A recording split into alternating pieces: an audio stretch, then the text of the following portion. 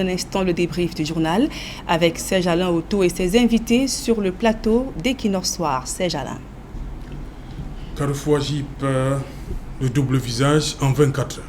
Effectivement, après une série de reportages diffusés sur Equinoxe Télévision la veille, présentant l'état défectueux de cette voie, des travaux de réhabilitation ont été effectués toute la nuit d'après ces riverains. Seulement, ils remettent en cause la qualité de ces travaux et viennent également raviver notamment l'idée de la construction d'un tramway annoncé par le maire de la ville en 2023 sur 18 km. Serge Alain. Voilà, madame, monsieur, c'est l'essentiel. Equinoxe Soir, deuxième partie. Bonne soirée à vous, Nadine. Bonne soirée à vous, Serge Alain. On se retrouve demain à partir de 20h. Dans un instant, donc, la suite Equinoxe Soir, toujours en compagnie de nos invités, le docteur Louison Essomba, Bernard Tchaye, Emmanuel Kougné et Yves Abama. Yves Abama, vous êtes passé par le Carrefour Agip hier? Passé par là, vous connaissez? Non, je ne suis pas passé par là. Vous avez regardé le 20h hier? Non, mais avant-hier, je suis passé par là. Vous êtes passé par là avant-hier? Oui, je suis passé par là. Vous voyez quoi ça ressemble aujourd'hui? J'ai vu. Vous avez vu quoi? Bon, j'ai vu ce que tout le monde pouvait voir. Quoi? Vous, Yves Abama, vous avez vu quoi? L'état de la route, bon, dans une situation que nous savons tous, que vous avez filmé hier. Non, je voudrais dire qu'en réalité, au-delà... Sur la réaction des autorités. Oui, sur la réaction des autorités, je préfère... municipales. Oui, je préfère parler des autorités à l'écoute des populations. Parce que si vous avez fait un reportage et que les autorités ont réagi... Nuitamment. Laissons que ce soit nuitamment, et puis ça peut même s'expliquer, hein, parce que venir faire ces travaux-là en journée causait beaucoup de problèmes. Voilà, donc c'est pas comme si elle se cachait pour le faire, non. Donc si vous avez fait un passage là-bas et que les autorités ont réagi, je pense que ces autorités sont à féliciter. Sauf que le souhait de tout citoyen... Ces autorités ne voyaient pas cette situation. J'en viens, c'est à ce niveau que je vais arriver. À un certain moment, il faut que nous apprenions à agir de manière un peu prophylactique, c'est-à-dire qu'on intercepte les mots en amont pour éviter d'entendre un certain nombre de discours. Votre travail est salutaire parce que vous avez montré un mal et la situation est en train d'être réglée. Votre formation politique qui dit que Equinoxe paye toujours le Cameroun en noir. Non, mais on montre ce qui est noir. Non, mais attendez, c'est un discours ça veut dire que souvent. Bon, si je dis que le passage a été salutaire, c'est que ma formation politique ne fait pas que dire ce que vous dites. Ma formation politique par rapport au traitement que vous faites d'un certain nombre d'informations peut s'estimer lésé et dire que bon, peut-être vous pensez que vous êtes lésé? On peut s'estimer lésé parce qu'il y a des situations où vous prenez une bouteille d'eau, vous choisissez de la voir vide ou à moitié pleine. Nous la voyons avec un contenu. Or, vous dites que vous mettez plus d'accent sur ce qui manque. Bon, on peut s'estimer lésé à un moment si on estime que bon, pour comme qui est ceci. Il va pas manger au plan un autre tableau. Voilà, oui. Nous, on a choisi de monter le Carrefour Agip. Oui. Quelqu'un d'autre aurait pu dire non, il y a d'autres coins de la ville, il n'y a pas de trou. Justement. Voilà. Justement, vous avez choisi. Donc on choisit et de vous savez, je ne vais pas vous faire ce procès parce que il y a une bonne vieille Maxime qui dit que les médias sont là pour s'intéresser au train qui n'est pas arrivé à l'heure. Qui n'arrive pas. Voilà. Vous êtes intéressé au train qui n'est pas arrivé à l'heure. Des personnes qui étaient chargées de faire arriver le train à l'heure sont venues sur le terrain. Et je rappelle que ce travail, c'est un travail, comment je vais dire, conjoncturel. C'est pas quelque chose de définitif. Parce que dans le reportage d'hier, j'ai entendu des populations dire vraiment, est-ce qu'on ne peut pas faire au moins ceci ou ça pour que la circulation soit fluide? Les autorités ont suivi, elles ont réagi comme elles ont pu réagir. Je ne suis pas surpris que nos adversaires viennent nous attaquer là-dessus et qu'on dise si ou ça, peut-être aussi qu'on a donné le bâton. Ils vont prendre la parole autour de la table. On a donné le bâton. Mais en réalité, je préfère saluer le caractère hyper réactif de ces autorités qui sont à l'écoute et qui, une fois, je peux dire, la dénonciation, entre guillemets, faite, passe sur le terrain pour combler le problème. Emmanuel Kougné, les autorités ont réagi promptement. Hein. Oui, mais ce type de... salué ces autorités... Vous saluez ça? Non, je ne peux pas saluer ça. Qu'est-ce que vous voulez? Non. On ne peut pas... On ne peut pas et là, vous découragez même Equinoxe. Hein? On ne peut pas gérer un pays. Equinoxe a fait ce qu'il a fait. Je ne dis pas que rien n'a été fait. Ce n'est pas ce que je dis. Mais on ne peut pas gérer une ville en attendant qu'on vous dise que ça brûle là-bas, vous rêvez, ça brûle. Mais ils doivent avoir au moins... Mais quand on a dit que ça brûle, qu'est-ce qu'on fait? On ne va pas éteindre le feu? On doit éteindre le feu, mais je vais vous dire. Oui, Moi, pas agir en sapeur-pompier. Il y a une série de travaux qui arrivent sur la route de Douala. Je pense que cette route-ci est concernée. Ce sont des travaux qui sont par le maire de la ville. Ok, écoutez, à un moment donné, notre apporte de bonnes nouvelles. Dans les années 80, dans les années 80, la ville de Douala avait environ 12 milliards de budget. Aujourd'hui, ils ont plus de 60 milliards. Et quand la ville de Douala avait 12 milliards de budget, bien entendu, il y avait 1 million d'habitants. Aujourd'hui, on est à presque à 5 millions. Et il y a des infrastructures. Les infrastructures n'ont pas beaucoup progressé, mais les infrastructures ont progressé quand même. Mais il y avait à la communauté urbaine ce qu'on appelle la brigade de surveillance de la voirie. C'est-à-dire qu'il y avait des gens qui étaient sur le terrain et dès qu'il y avait un trou, on venait fermer le trou. Alors, vous avez des gens qui dorment chez eux, ce service qui nous racontent des histoires. Est-ce que ce service existe? Il a besoin d'être ressuscité. Tout ce qu'ils font. Il y a une régie. Non, il y a une régie des grands travaux que le maire de la ville est en train de mettre en place. Bien sûr. Il a avec l'aide de l'UBA. L'UBA l'a appuyé dans ce cadre-là. Et quand il sera totalement je vais vous adresser la note. Voilà, bon. C'est un nouveau-né qui peut mourir. C'est un serpent de mer. Ils disent qu'ils vont acheter, je ne sais pas combien d'engins, etc. Je vous signale que votre super maire, il lui reste peut-être 18 mois pour la fin de son mandat. Il n'a pas encore commencé. Et d'ici 6 mois, il n'aura rien commencé. Ce que vous n'en savez rien. Je voudrais vous dire que quand il y avait la brigade de surveillance de la voirie, dans tous les arrondissements, enfin dans tous les coins, il y avait ces gars-là qui descendaient et qui surveillaient la voirie. Chaque fois qu'il y avait un trou, ils revenaient le dire à la communauté. Il y avait les voitures de réparation de route qui venaient mettre le tampon et puis le trou se fermait. Vous regardez le Carrefour Agip, c'est quand tout est détérioré qui vont venir dans la nuit racler, essayer de... Ils n'ont pas raclé, ils ont se bouché. Bon, ils essaient de boucher. Mais la nuit, c'est que... là où ils bouchent, nous sommes en... Attends, permettez-moi de m'exprimer, non, frère. Nous sommes en début de saison des pluies. Les eaux ne sont pas drainées à cet endroit. Oui. Les eaux vont stagner dessus. Donc, ce qu'ils ont fait là, dans 2 semaines, vous aurez la même situation.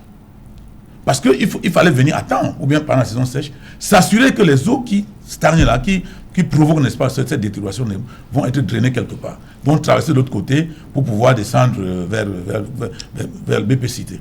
Mais ils viennent, les eaux ne bougent pas, on est en train de faire ce qu'on fait, les eaux vont arriver dessus, et ça sera le dernier commencement. Donc, ce qu'ils ont fait là, c'est un saupoudrage qui, pour ma part, va peut-être permettre de circuler pendant 1 semaine ou 2, mais ça va pratiquement rien changer.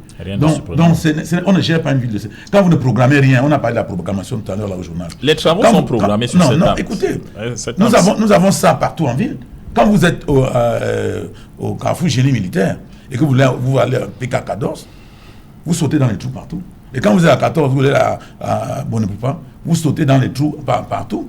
Donc il faudrait savoir que quand on construit une route, il faut veiller à ce que quand il y a un petit trou sur la route, qu'on ferme le trou aussitôt. Non, là, je suis d'accord. Que ça se détériore. Voilà. Donc il faudrait qu'il y ait un service à la communauté urbaine qui surveille au moins l'état de la voirie. Ce n'est pas le cas. Il va pas être d'accord avec vous. Il a dit qu'il est d'accord. Il devrait être d'accord avec moi tous les coups. Il est de mauvaise foi, c'est tout. Non, il est de mauvaise foi. Voilà justement, Bernard Thiaye, cette situation, on peut quand même, les automobilistes peuvent dire souffler pendant, comme il a dit, quelques semaines seulement. Ça, c'est du banditisme politique des gestionnaires de la ville, pire encore des militants du RDPC. Nous savons que quand on parle de... C'est une histoire du RDPC. Oui, c'est le maire de la ville, c'est qui? Responsable même. Est-ce que le maire de la ville est du SDF ou de l'UPC? C'est un maire du RDPC. C'est un banditisme politique. Si vous rentrez dans les détails du budget de ce qu'on a versé nuitamment là, vous allez avoir... Vous avez une idée? Je ne peux pas. Je ne lis pas dans les poches. Pourtant, vous savez tout. Vous pouvez donner les chiffres. Non, je ne suis pas oracle. Puisque vous subordonnez déjà. Je ne suis pas un oracle. Mais si on vous donne le budget de ce qu'on a versé dans la nuit, et grand merci à Equinox Télévision pour ce qu'elle a fait, le budget là va vous dire que c'est trop grave. Donc pour vous dire non, ce banditisme doit sécher. On doit avoir de la programmation, on doit prévoir cette voirie qui doit avoir une réaction ipso facto quand il y a un problème pour éviter que cette situation n'arrive.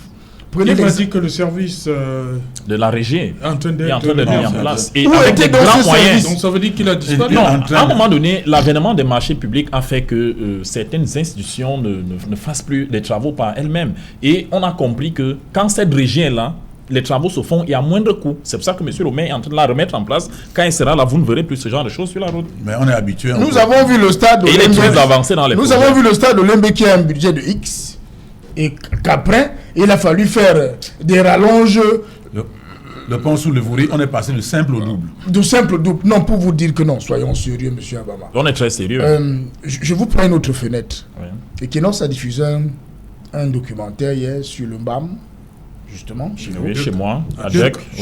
Chez le BAM, Oui. où un préfet venait installer un sous-préfet dans le, je ne sais pas comment on appelle ça, DEC. À DEC, oui. À DEC, où les populations broient du noir avec un pont qui ne passe pas, avec, comment on appelle ça, qui traverse le bac qui ne traverse pas. Oui. Donc, il a fallu qu'Equinox fasse ça pour que le carrefour Agip ait un saupoudrage la nuit. Mais j'attends aussi la réaction des autorités. Un projet pour la construction d'un bac à DEC. Non, il faut pas nous fatiguer. Vous avez toujours des solutions. Mais la mise en place de ces solutions tarde, M. Obama. Le problème, ça n'arrive jamais. Ça n'arrive jamais. Peut-être que quand on n'a pas gouverné, on se dit, on fait tout sur un coup de baguette magique. Le bac est défectueux. Les fonds sont en train d'être recherchés.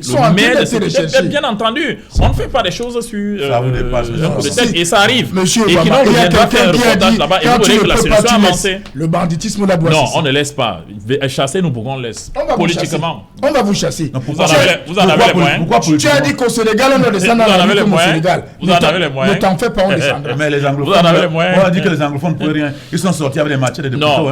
Faites l'apologie de la sécession si vous voulez. Moi, je suis en train de vous dire, politiquement, si vous constatez qu'on ne peut rien, faites ce qu'il y a à faire sur le terrain pour nous dégager. Pas l'apologie de la sécession. Si. Ne lui prêtez pas. Là, il est en train de vanter les sécessionnistes. Il dit, on nous avait dit qu'il ne veut rien. Ne lui prêtez pas ce qu'il n'a pas dit. Il a été clair. Il n'a pas fait l'apologie de la sécession. Il a été clair. Nous sommes un pays, un individu. Ne prêtez pas cela, ouais, merci. C'est pas ça. Vraiment, au moins pour cette fois-là, ne le prêtez pas. Docteur Luison, il se débrouille. Docteur Luison, cette situation, Carrefour Agip, quel commentaire ça vous inspire? Cette réaction-là, tout de suite, il y a un auteur, tout pouvait aller comme ça. Là. Il y a un auteur qui s'appelle Montesquieu. Quand il mourait, il avait stigmatisé la théorie de trois pouvoirs.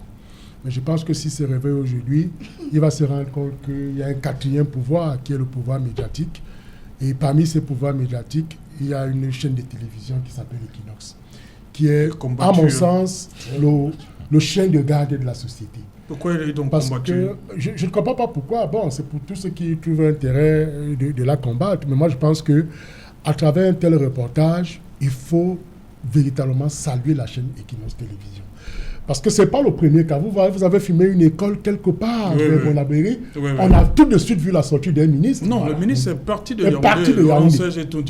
Voilà. Il a dit aux populations que c'est parce que j'ai vu le reportage chez Equinox Télévision que je suis là. Et le ministre a dû être Ces exemples sont légion. Les autorités ne devraient pas attendre un stade de pourrissement pour agir. Je pense qu'il y a le sens de l'anticipation qui doit caractériser chaque autorité administrative ou chaque autorité municipale dans le sens justement de la bonne vie. Parce que je vais vous assurer, moi je suis passé sur cette route le matin. J'allais au Kayabassi acheter une pièce pour mon vieux véhicule et je suis passé le matin et à ce niveau-là, on a failli faire l'accident parce que, bon, vraiment, je voulais y aller rapidement, j'ai pris une moto, mais à ce niveau, j'ai failli être renversé. Curieusement, ce matin, on m'apprend que cette route a fait l'objet d'un bitumage, disons-le comme ça. Mais je vous assure, j'ai été très surpris. Je me suis demandé, mais à quel moment? Parce que à la veille, ils ont relevé le tronçon qui va vers l'université. C'est-à-dire que si vous voyez du côté... Les travaux sont en arrêt, c'est mon village. Oui, donc ils ont fait un tel côté, peut-être que l'autre côté suivra. Je suis dit, mais ils se sont arrêtés depuis, les engins sont là. Monsieur Serge-Alain, moi je pense que Equinox a joué son rôle en tant que chaîne de télévision qui doit sensibiliser, informer et peut-être aussi divertir. Mais dans le cas d'espèce, les autorités, comme je venais de l'indiquer avec force et vigueur, ne devraient toujours pas attendre qu'on arrive à un stade où les populations doivent d'abord se plaindre. Non. Et la brigade, justement, de surveillance, c'est une cellule qui est permanente voilà.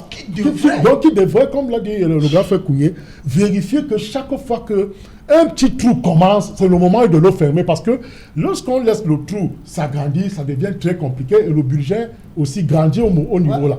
Or, si on peut le faire à tout moment, ça veut dire que lorsqu'il y a un petit trou, regardez aujourd'hui, même en allant vers l'université, de l'autre côté, ce n'est pas facile. Ça veut dire qu'il y a un trou qui, avant de passer sur le pont, vous voyez, de ce côté, il y a une crevasse qui ne vous permet pas. Et c'est le lieu des accidents. Chaque fois, puisque les gens veulent tout faire pour éviter les trous, tombent dans ces trous-là. Donc moi, je pense que Equinos Télévision, vraiment, quand les gens estiment que c'est une chaîne contre le pouvoir ou bien contre je ne sais pas trop qui, c'est vraiment des analyses, j'allais dire des arguments spécieux. Parce que quand on voit ce que fait cette chaîne de télévision aujourd'hui, on se dit autant mieux l'accompagner. J'espère que vous recevez les subventions de l'État ici qui vous permettent justement de... Parce que le rôle que vous venez de jouer, un rôle de sensibilisation, c'est le rôle des médias publics qui doivent le jouer. Mais quand certains médias privés, ça peut gêner. On peut comprendre pourquoi ça peut gêner. Donc moi, je pense que pour nos autorités administratives qui se battent, surtout municipales, qui se battent déjà comme elles peuvent pour la vie de nos citoyens, des citoyens camerounais, il faudrait déjà qu'elles pensent à un sens d'anticipation pour éviter que... Il faudrait d'abord que le chien aboie pour qu'on puisse voir la caravane passer. Voilà, on va donc revenir à la thématique principale. Je commence par vous. Yves Abama, je vais rester sur la figure, hein, oui. Votre figure. Oui. Le RDPC, c'est le lion. Bien sûr. Les autres, c'est les souris. Oui, je reste sur la figure. Voilà, j'explique d'abord. Écoutez, non, je reste sur votre figure. Oui. Pourquoi donc le lion, qui est si fort, a peur? Bien, est-ce qu'il a peur qu'on modifie les règles du jeu? Voilà. Alors qu'il a en face de lui des souris. Voilà. Pourquoi il a peur? Heureusement que vous avez changé la question. Oui. Pourquoi, non, vous pouvez la reprendre même. Pourquoi le lion a peur? Je lève une équivoque. Pourquoi il ne veut pas? Voilà, le lion n'a peur de personne. Pourquoi il ne veut pas qu'il y ait consensus? Les souris demandent qu'il y ait un minimum de consensus. Oui. Pourquoi le lion si fort a peur que qu'il y ait des modifications? Voilà, laissez-moi en coller une. Des règles du jeu. Voilà, je viens de faire. J'ai posé en première partie une question au docteur Luison Somba. Je lui ai dit le code électoral consensuel comme où? Il n'a pas répondu, peut-être qu'il va me répondre tout à l'heure. Je voudrais dire qu'en réalité, le consensus ici, ce n'est pas, quand on dit que le RDPC ne peut pas aller le faire avec les autres parce qu'ils n'ont pas vraiment accepté les propositions. Voilà. Il y a une plateforme qui a travaillé sur ce système électoral et a fait une proposition le jour où ces partis politiques-là, accompagnés de leur leader, voulaient présenter dans un hôtel de Yaoundé. Le sous-préfet est arrivé, il leur a dit, monsieur, dégagez. L'hôtel était payé. Était payé. Je voudrais dire n'ont jamais je voudrais dire, j'avais fait une émission ici avec le docteur Essomba à ce sujet-là. Et j'avais rappelé l'article 25 de la Constitution du Cameroun. Je continue à parler sur son contrôle, qui dit que l'initiative des lois appartient concouramment au Parlement et à la présidence de la République. Le code électoral est une loi. Vous ne pouvez pas aller vous réunir au quartier pour violer la Constitution. C'est-à-dire quand on dit initiative... Ils imposent, ils font une proposition. Quand on dit initiative, ça veut dire que c'est deux institutions qui prennent cette initiative. Ils font une proposition. Justement. Ils font une proposition. Oui, c'est là. Ils peuvent faire la proposition au président de la République. Oui, s'ils les reçoivent, ils donnent. Ils remettent le fruit de leur proposition, au président de la République. Ils font une proposition au président de la République et ils envoient cette proposition au président de la République à travers une conférence de presse. C'était ça. Donc, si c'est une proposition au président de la République, qu'il la rédige sous pli fermé, qu'il envoie à la présidence de la République. Vous ne pouvez pas venir, quand l'article 25 de la Constitution vous dit initiative des lois, Parlement, présidence de la République, et vous dites, non, on fait une conférence de presse, on propose une loi électorale. Il y avait des parlementaires. C'était ça le problème. Il y avait des parlementaires. Est-ce que c'était une loi? Non, regardez-le. C'était une proposition de loi? C'est Jalin. Le code électoral, dans notre contexte, est une loi. C'est une contribution des partis de l'opposition. Et j'ai vu ce travail à circuler sur les réseaux sociaux, tel qu'il était intitulé. Il disait nouveau code électoral, un truc comme ça. Je l'ai lu entièrement. Nouveau code électoral? Voilà, le code électoral proposé par. C'est ça qu'il disait, c'est comme ça qu'ils l'ont appelé. C'était proposition d'un nouveau code électoral. C'est projet de proposition. Appelez ça comme vous voulez. Oui, appelez ça comme vous voulez. Bon, le projet de loi, proposition de loi, je ne sais pas si ça leur revient. Bref, je voulais dire. Mais il y avait des parlementaires. Dans l'environnement. Non, on ne parle pas de parlementaires, on parle des institutions. Il y a deux institutions qui font ce travail. Un député qui va au quartier il ne représente pas le Parlement. Il faut faire attention. Ce sont les institutions. D'être député. il ne cesse pas d'être député, mais il représente le Parlement. Donc on ne peut pas venir dans un contexte, on ne peut pas venir dans un contexte comme celui-ci, essayer de jongler, essayer d'abrutir encore les Camerounais, parce que ça c'est une façon de faire. Député élu du peuple. Il est élu du peuple, mais la loi est claire. Lorsque l'honorable Cabral Libi se retrouve dans cette commission-là, il est élu du peuple. C'est genre on ne peut pas lui enlever ça. Voilà. Mais je vous dis, vous dites que je ne sais pas, je comprends pas votre insistance à ne pas vous arrêter sur la loi qui dit la présidence de la République et le Parlement, initiative des lois. Ils font une loi, ils veulent la rendre publique. Ils ont fait une loi. C'est comme ça qu'ils ont appelé ça. C'est comme ça qu'ils ont appelé ça. C'est comme ça qu'ils ont appelé ça. Si c'est un projet, si c'est une proposition qu'on est en train de faire au gouvernement et qu'on verse aux républicains, eh bien, on ne va pas faire découvrir ce projet-là, cette proposition à la société avant. C'était ça le problème. Vous avez regardé le motif de l'interdiction, vous avez lu ce que le sous-préfet avait écrit. Le sous-préfet avait dit qu'ils sont là en train de s'arroger un pouvoir qui est constitutionnel, un pouvoir que la constitution du Cameroun reconnaît à 2 entités. C'est ça que le sous-préfet a dit pour interdire cette manifestation et il avait raison, de mon point de vue. Ouais. Donc on ne peut pas venir chercher à embrouiller les Camerounais de cette manière-là. Il y a des propositions à faire. Vous savez, vous n'avez toujours pas répondu à ma question, Yves. Je suis en train de répondre. Beaucoup de citoyens dans ce pays, sur plusieurs points de notre vie nationale, font des propositions et les déposent à la présidence de la République, parfois même dans des ministères. Et je vous assure qu'on les prend en compte. Quelle est cette proposition qu'on vient faire de manière spectaculaire? On prend tout le peuple à témoin. Qu'est-ce qu'on est en train de vouloir démontrer? On démontre quoi? On démontre quoi? C'est vrai, le Lion doit discuter dans un environnement vraiment où on doit avoir une... vous acceptez maintenant que le Lion discute? Attendez, je vais vous dire sur quel point. Dans un environnement où on veut une société apaisée, il y a des questions sur lesquelles le Lion vient discuter. Le Lion peut s'asseoir, il dit, OK, comme il y a une histoire de crise anglophone et que vraiment, il faut que la paix revienne. Appelez-nous, le Lion discute avec qui, là? J'ai pris l'image. Certains disent qu'elle est insultante. Cette image, c'est pour montrer la grandeur et la petitesse, simplement. Le Lion peut appeler la souris et lui dit, OK, on s'assied, on parle de ceci et de cela. Il écoute, on fait des propositions. Maintenant, si la souris se met à faire dans la démesure, alors qu'elle n'en a pas les moyens, pourquoi vous voulez que le Lion prenne ça au sérieux? Il ne prend pas ça au sérieux. Vous ne pouvez pas vous prendre. Il y a même quelqu'un qui a dit ici un jour, il envoie une main tendue, un opposant. Il dit qu'il fait une main tendue au président de la République. La symbolique de la main tendue, c'est lui qui est en position de pouvoir, en position de puissance, tend la main. Il tend la main à l'autre. Mais vous n'avez aucune position de pouvoir. Et vous dites, je tends la main à l'autre. C'est la prétention et ça ne favorise pas le débat. Quand vous discutez et que vous êtes petit, vous venez prétentieux, vous préparez déjà l'échec du débat, l'échec de la discussion. Et c'est ce que les opposants font de manière permanente. Je laisse le gars contraindre l'opposition dans la bouche. Mais vous êtes là, vous répondez. Ils auraient aimé qu'on vous êtes là, vous répondez. Quand je l'écoute parler, je me demande si nous sommes dans le même pays. Ce que tu dois savoir, cher monsieur, c'est que même un parlementaire tout seul peut réfléchir sur une proposition, sur un projet de loi. Il ne peut pas. Non, quand il s'assoit chez lui. Le lui interdit. Non, il peut pas. Alors, comment on arrive alors? Il faut absolument que tous les députés se réunissent pour réfléchir. La Constitution le dit, article 25. On commence d'abord par réfléchir soi-même. Il va dans son cabinet, il fait sa proposition et il va au Parlement. Il tente, c'est son cabinet. Attends, monsieur Obama. Attends, quand il est dans son cabinet, il prépare son projet de loi. Il peut descendre sur le terrain.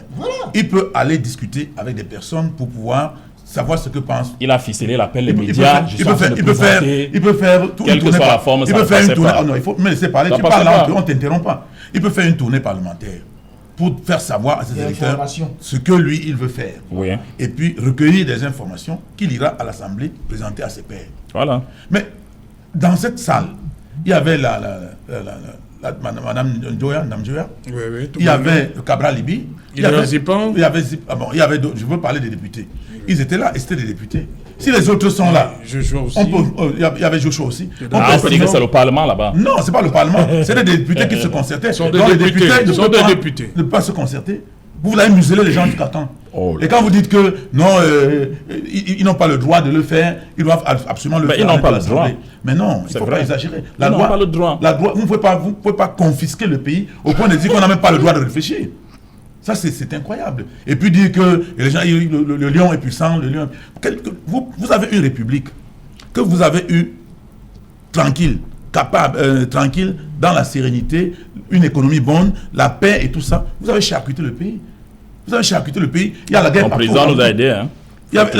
Voilà le nord ou sud-ouest. Même à l'est, ça ne va pas partout. Ça ne va pas à l'extrême nord. C'est foutu partout. Il était avec nous. Vous avez des tout ça ne commence. De toute façon, il n'était comptable, rien du tout.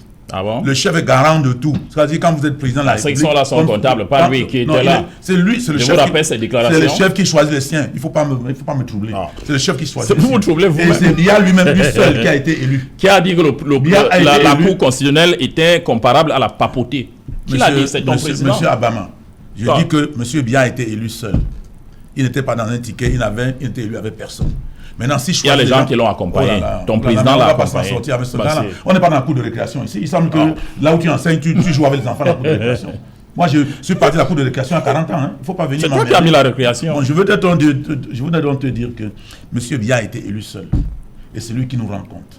Il ne peut pas venir nous dire c'est lui qui choisit ses ministres. Okay. Donc, il est comptable de tout ce qui nous arrive. Nous n'avons donné la procuration à personne pour travailler avec lui. C'est lui qui choisit tout ce qu'il choisit. Ceux qui l'ont aidé ne doivent pas crier. Donc, on ne l'aide pas. Ils ont détruit le Cameroun. Ça, il faut le reconnaître. Le Cameroun a été détruit par ces gens-là. Et un jour ou l'autre, ils rendront gorge. Voilà. Bernard Tchaye, j'ai posé la question à Thomas. Le lion, pourquoi le lion a peur, ne veut pas que les souris fassent une proposition? C'est un lionceau, c'est même un chaton. Du haut de sa puissance. Du haut de sa puissance. En Âge White, nous voyons les lions, les grands lions. Mais n'oubliez pas que quand un lion est affamé, il peut appeler des souris pour une conciliation, question de l'alimentation. Surtout quand il est vieux aussi. Hein. Surtout quand il est vieux. Un vieux lion. Non, je voulais revenir sur son article 25 dont il a fait allusion tout à l'heure. C'est pas mon article, c'est la Constitution. La Constitution, l'article 25 de la Constitution. Il faut qu'on soit clair et les Camerounais écoutent ce que nous disons. Oui. Le chef de l'État, ou bien la présidente de la République, comme tu l'as cité, est élu par le suffrage universel, c'est-à-dire le peuple. Le Parlement qui décide des lois, je veux dire qui légifère sur les lois, tient sa légitimité du peuple, c'est-à-dire la population. Donc, les députés que M. Kounié a cités peuvent bien évidemment et régulièrement s'asseoir dans une salle et en parler. D'où vient-il que votre lion, soit dit en passant, sûr de ses avoirs, sûr de sa prédomination, se permet? Parce qu'il est garant de la légalité. Quelle légalité? Où l'a-t-il prise? Dans la rue? Je veux dire, dans le peuple dans la rue. Le peuple peut récupérer son pouvoir. Le peuple peut retirer son pouvoir. Si le peuple ne le fait pas, c'est que le peuple est avec lui. Le peuple n'est pas. Le peuple est avec lui, 71%. Il vous le démontre tous les jours. Malgré vos incantations. Le peuple est avec lui, il vous l'a démontré. Personne n'est avec lui. Permettez, Bernard, allez-y. Nous avons dans le monde entier des formes de gestion de pays. Nous avons la démocratie.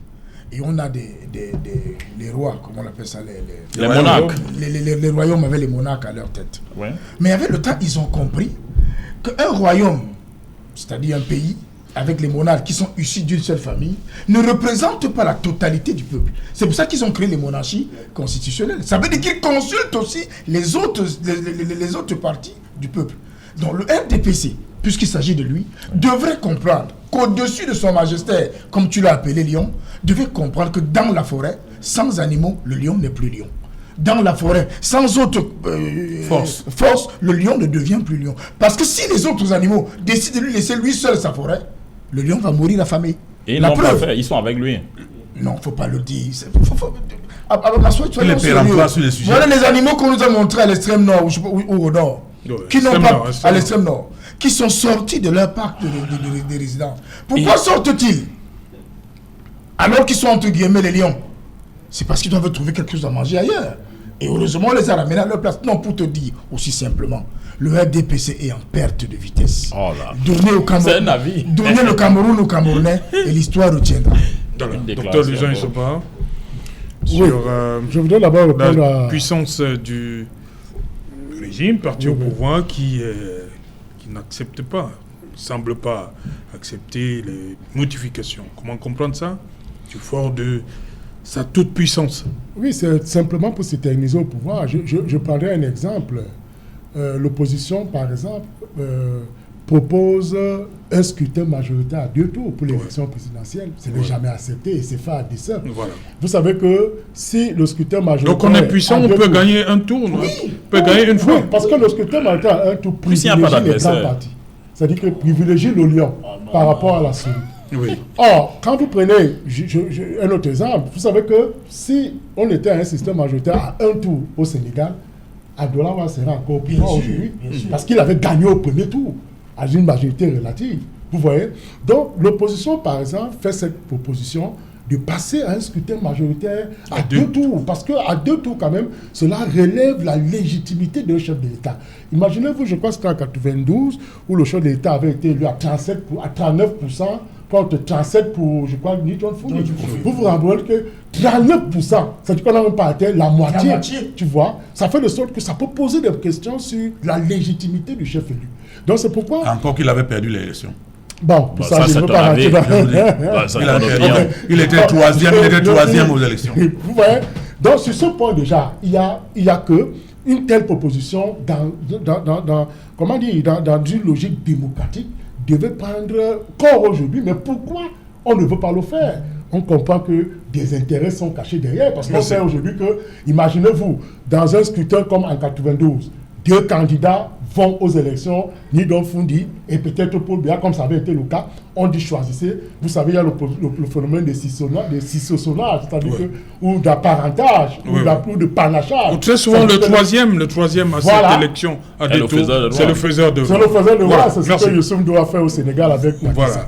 Merci, Dr Luison Issomba. Merci à vous également, Bernard Tchaye. Oui, je ne peux pas sortir d'ici honnêtement, sans souhaiter mes condoléances à mon ami Miyenga Simon. Merci. Qui a perdu sa maman Bondi Annette. Merci beaucoup. Merci Emmanuel Couillet. Merci, nous sommes reconnaissants. Voilà. Merci à vous également, Yves Abama, d'être passé.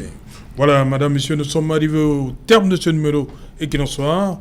On se retrouve demain à partir de 19h. Bonsoir. Carrefour Agip.